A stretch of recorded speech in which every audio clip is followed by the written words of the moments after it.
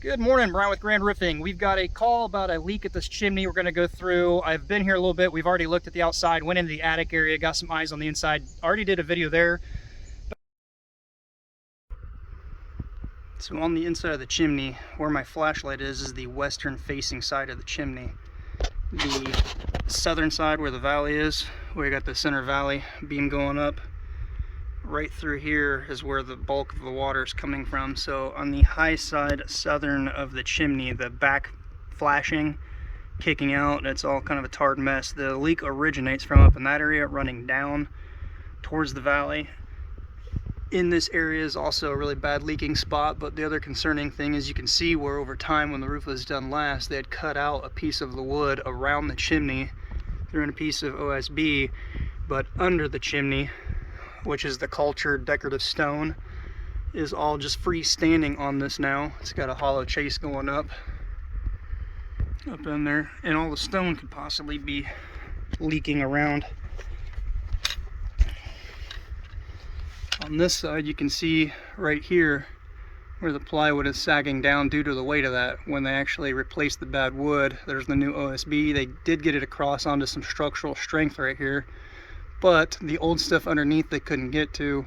The weight of the chimney is pushing down on that. And you can see, hopefully if I can get my camera on it, where it's starting to buckle down. It's the shadow side. I can't reach it, but it is coming down a little bit. And you can see where, more than likely from the outside, the way that wood is cut, it's tapered at an angle like they took a sawzall in from the top deck side and reached up under the stone as far as they could. You can see the mill finish flashing there as well.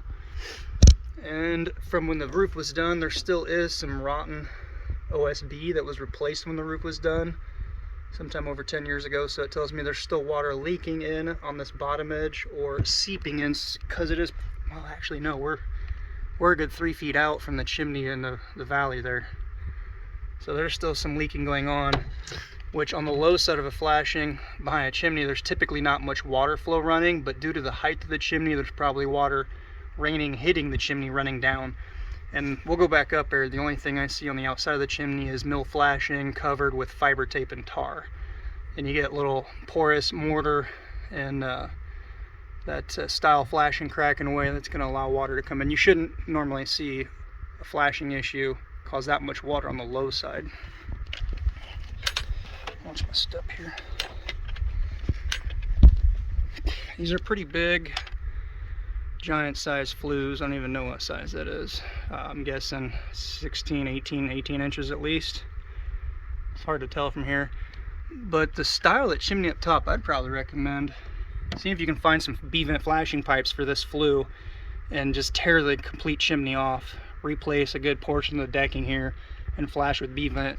The only downside is you probably won't be able to flash those with them stacked like that. So you'll have to take this one that is bent from over here and turn it somehow, because you're going to need room between the two for the flashing if you were to go that route.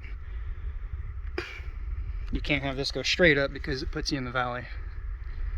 You could probably run it up higher, stack it up above, but the chimney all around is really not in that great a shape, and there's nothing easy with this. We'll go back up or look at the valley and how they laced that there.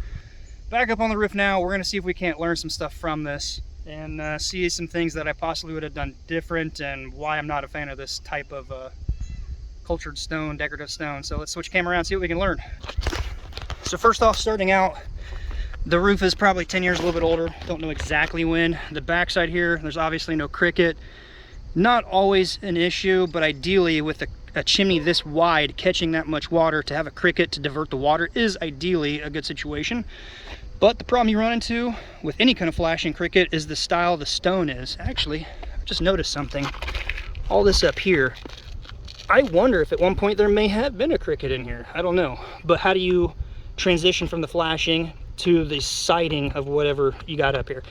That's one of the concerns. But honestly, the biggest thing I see when you have any chimney or any penetration coming through a roof, let me back out here a little bit, with a valley coming down here, this is not a good area to have something like this come through. And when you see the latter part of this video from inside the attic, you'll see the weight of this pushing down on the decking where the areas are structurally compromised. So just keep that in mind when you see the video later. But what I don't like about the valley, a couple things. The valley itself is a close cut valley. It is actually this way. It should have been that direction slightly. The corners have not been cut dog-eared, so they catch water and water can trickle laterally across the top. That poses its own problem. Granted, 10 years ago or so is when manufacturers said if you do a close cut valley, you need to nip those corners. And the fact that the valley should have been cut slightly out. That's not the biggest issue with this. The biggest issue is that you have a dead pocket essentially right here at the bottom. There is a piece of flashing appears to be coming out right here. It's all a tarred up mess. You've got the lower valley side coming under. You've got behind the chimney crossing, and right here is what I don't like. My opinion, this should have gone down under and metal come out on top, ice and water lacing everything, and honestly probably just lacing the bottom edge here with a solid piece of large coil stock in here. Having the water come down off of this top side down under the valley here poses a bit of a problem if it gets below the shingle where the flashing is, where the flashing would be dumping out onto this side. It's now been tarred up over the outer edge, so I can't really get in and see where the flashing is, what they have. I can't tell if there's a piece of step flashing, if it's coil. The lower couple feet of this should have been coil stock because you can actually nail it high on the outer sides and not have penetrations low. The amount of tar in here, I can't tell if they've even got flashing or what they've got in here.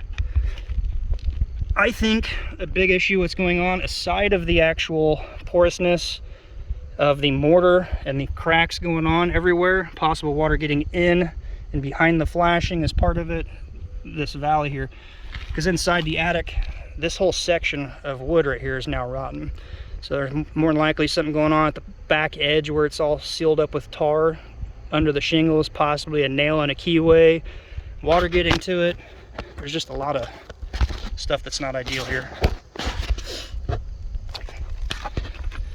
The other thing in the video, from underneath on this low west facing slope, it looked like somebody, when they did the roof, took a sawzall blade at an angle to cut the decking back as far as they could to get some new wood in here, which is now OSB, and it is showing some sign of some moisture getting to it and leaking.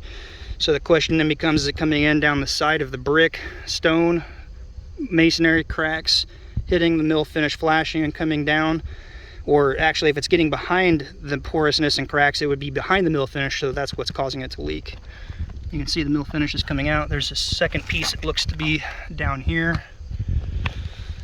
But it's leaking, so that's an issue.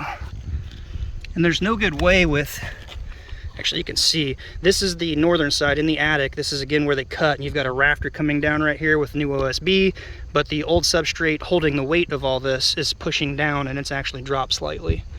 It's not looking good. There's old fiber tape and tar. This is not going to be anything fun to deal with here. So when you get a large back section like this, and you don't have a cricket or a saddle to divert the water, especially if the conditions right, freeze thaw, ice damming, a lot of water coming and backing up, depending upon where any nails are over time, they will start rusting out if you get water and the elements to them, and then again it leaks back here. So possible thought with the two flue pipes that come through is relocating them, removing them completely, putting a B-vent flue pipe on them, or removing all of this siding and stone, reducing the weight, redoing the roof, putting new decking down that's bad and compromised, possibly putting some nailers in there to structurally support it, and then redo some other sort of siding, whether it be vinyl or hardy board, but something that will actually get your decorative siding out over all of your flashing, which in that case you can also address this side here and build a cricket diverter in the back. This is just not fun. You gotta be cautious, stuff like this. Although this is blocking a lot of the water from running down from the high side, you do never want nails and keyways. Over time those will start to rust out.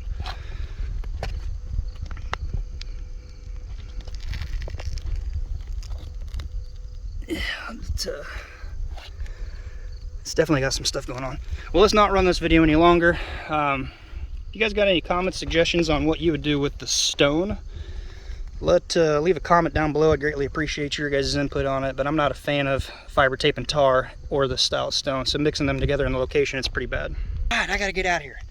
got a lot to do, got a busy day. Appreciate you watching. If you could, give it a thumbs up, comment down below. Until next time, be safe, and we'll see you on the next video.